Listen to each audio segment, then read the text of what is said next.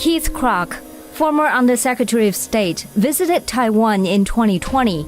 At the time, he was the highest-ranking State Department official to visit the island since 1979. Amid heightened tensions across the Taiwan Strait, Krach addressed one of the most sensitive issues of growing concern to the people of Taiwan. To the surprise of many, the number of Taiwanese people who are skeptical about America's willingness and determination to defend Taiwan in the face of a possible CCP invasion is growing. What would you say to those Taiwanese who hold this view? Well, I can tell you to the free world, a peaceful Taiwan is the linchpin of democracy and a role model of freedom. To the United States, it's clearly one of our most important allies, and it's also critical to our national security. Many Taiwanese people draw the conclusion from the war in Ukraine that America will only provide weapons to Taiwan like it did to Ukraine. But that may not be a good comparison. My estimation is the U.S. reaction to a Chinese invasion of Taiwan would be different from Russia's invasion of Ukraine. What would you say? Well, I would say absolutely. But the will of the people to defend their country is paramount. The CCP's United Front tactics have targeted the divergence of public opinion in Taiwan. Since the Russia-Ukraine war began, public opinion in Taiwan has become polarized.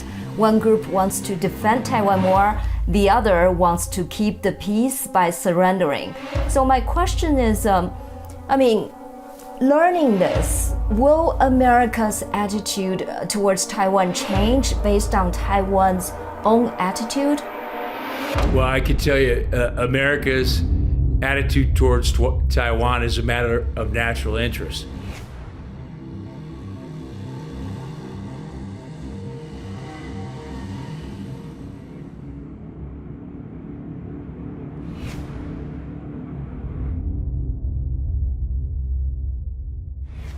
Thank you, Secretary Krach, for joining Zooming In today. It's always a pleasure, Simone. Okay, let's talk about Taiwan and the cross-strait relations. First of all, can you just tell me how important Taiwan is to the United States? Well, I can tell you to the free world, a peaceful Taiwan is the linchpin of democracy and a role model of freedom. To the United States, it's clearly one of our most important allies, and it's also critical to our national security, and it's also critical national security of all our allies in the region. And to the CCP, Taiwan dispels the myth that the Chinese culture can thrive in a democracy. And General Secretary Xi lusts after Taiwan's semiconductor business, which he sees as key to a road to global domination. Now, to the business world, a China invasion of Taiwan would be absolutely catastrophic. And so for U.S. national security, it's paramount. And that's why the defense of Taiwan is one of the most unifying issues on Capitol Hill. Right. It is interesting you said that, because to the surprise of many, the number of Taiwanese people who are skeptical about America's willingness and determination to defend Taiwan in the face of a possible CCP invasion is growing. So more and more Taiwanese people believe that America will only provide weapons instead of getting directly involved in the war. And this is largely due to the CCP's propaganda efforts. What would you say to those Taiwanese who hold this view? Well, I would say that there's a super strong bipartisan agreement on the importance of Taiwan to U.S. interests. And I would also say President Biden has repeatedly said the U.S. would respond militarily to a Chinese attempt to take over Taiwan by force. And I would also say, don't believe the CCP's coercion campaign. They want to weaken the resolve of the Taiwanese people. And they'd like nothing better to co-opt Taiwan like they did Hong Kong and eviscerate its citizens' freedoms. And Simone, you may recall, China's leaders got a little irritated at me when I made that visit to Taiwan. Beijing flew 40 fighter jets in Taiwan's airspace and declared me an enemy of the state. And then, after that, Speaker Nancy Pelosi went over. President Tsai met with Republican Speaker Kevin McCarthy. So multiple bipartisan delegations have traveled to Taiwan, met with their leaders, despite those type of threats. And also Congress passed last year the Taiwan Policy Act of 2022, which provides military financing assistance for Taiwan, establishes a training program between the U.S. and Taiwan's military, and expands financial support for Taiwan. So I would caution General Secretary Xi not to test our resolve or that of our allies. For a lot of people in Taiwan, I think they also got the idea from the U.S. reaction to the Russia-Ukraine war, because U.S. only provided a weapon, and they thought, maybe to Taiwan, U.S. will have a similar reaction. But my estimation is the U.S. reaction to a Chinese invasion of Taiwan would be different from Russia's invasion of Ukraine. What would you say? Well, I would say absolutely. Both are important democracies. We share the same values, and we have aligned national security interests. And democracies got to stand with democracies. Taiwan is so important geopolitically, economically, strategically, and of course, its dominant position in the semiconductor business as well. And and after all those lessons of Putin's bloody invasion of Ukraine, over 1,000 companies frantically left Russia. They lost millions of dollars. And now what we're seeing is that companies are developing a China contingency plan. They're beginning to pull out of China. And that's why many of the most respected board members in America are demanding what we call a China contingency plan. So much of that is due to China's crackdown on the private sector. And so they know that a plan like that is really important. A risk mitigation plan is not a drill. But I can tell you one thing, what's been, interesting for me to see is that the citizens have woken up to that China threat. They understand the CCP's, what I call 3C strategy of concealment, co-option, and coercion. And people here in the United States now understand that the pandemic was a result of the concealment of the virus. They saw that the co-option of Hong Kong resulted in the evisceration of its citizens' freedoms. And now they know that the coercion in Xinjiang has escalated to punishable genocide, and the citizens don't like it. And that's given the political will, not only to government leaders, but to CEOs in the U.S., universities, NGOs, all those kind of things, to stand up to that China bully. So would you say the U.S. policy, not only the government policy, but the whole society's attitude towards Taiwan has changed? Before the U.S. government holds this strategic ambiguity towards Taiwan, do you think that's still the case? By the way, I think, first of all, the United States citizens have been educated on Taiwan, the people of Taiwan, the democracy that's going on Taiwan. I think the American people have tremendous admiration for the people of Taiwan. Not only what they've been able to do economically, but I think courage in the face of the CCP.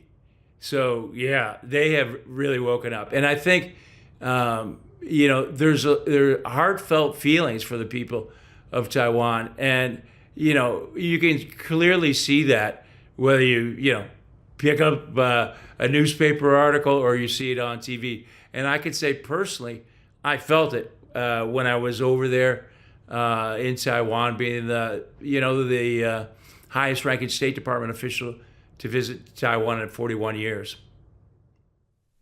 Right. I think, what I can tell is the U.S. attitude towards Taiwan is very clear. But you know, the Russia-Ukraine war does have a profound effect on Taiwan and their public opinion. I just interviewed a Taiwanese expert, Puma Shen, whose work has focused on preparing the Taiwanese public for a possible invasion and united front efforts by China.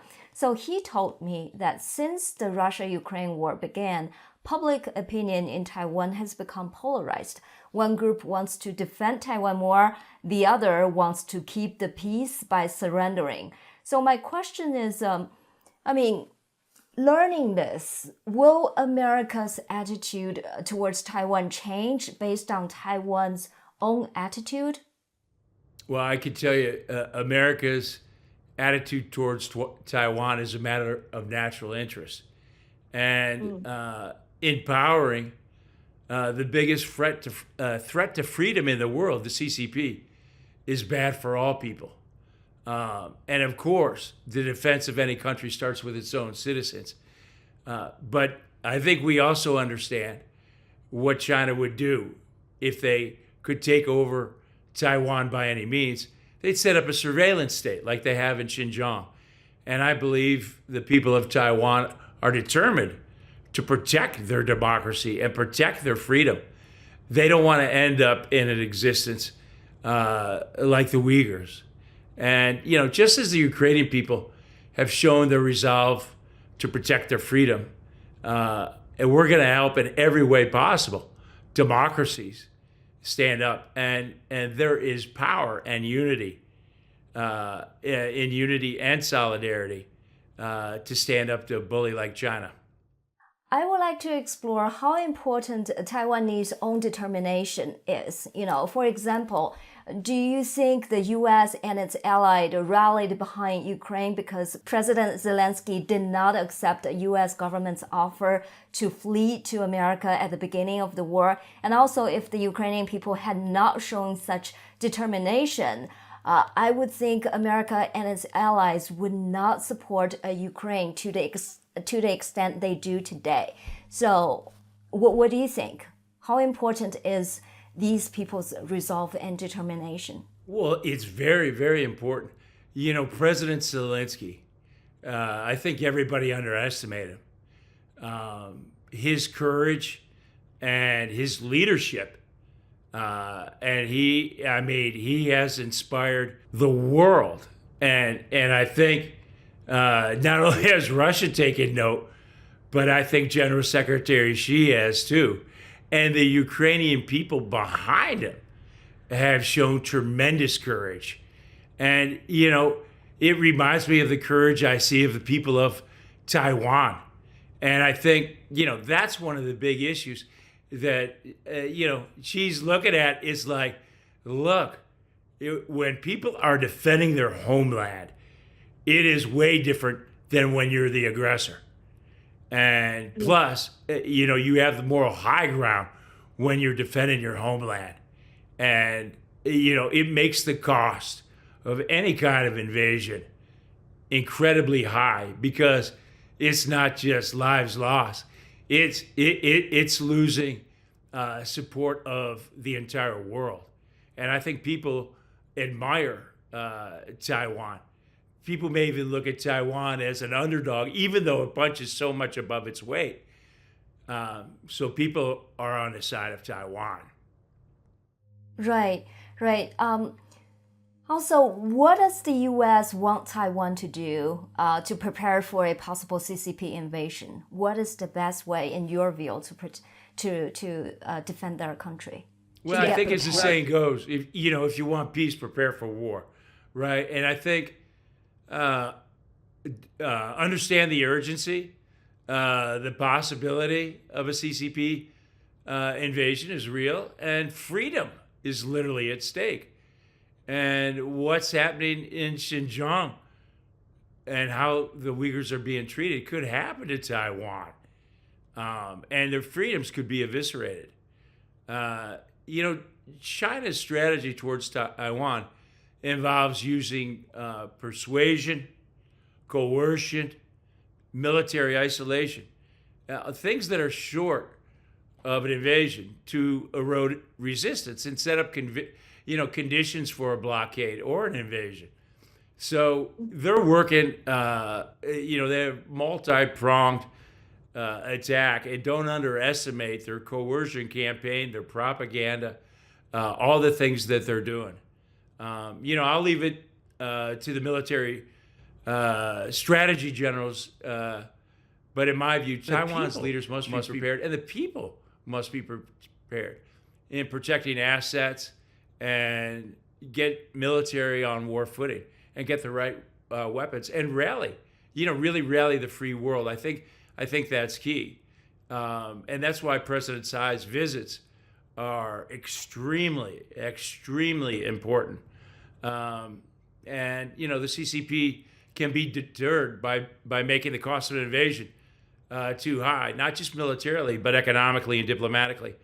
And I love what President Reagan said long ago, and that's this: freedom is never more than one generation away from extinction. Right. We didn't pass it on to our children in their bloodstream. It must be fought for, protected, and handed for them to do the same. Or one day, we'll spend our sunset years telling our children and our children's children what it was once like when men were free. Yes.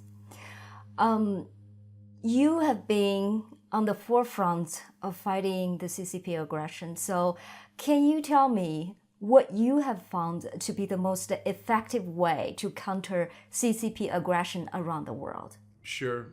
I got asked the question in my Senate confirmation hearing from Senator Cardin, where he asked me, Keith, what would be your strategy to combat China's aggression?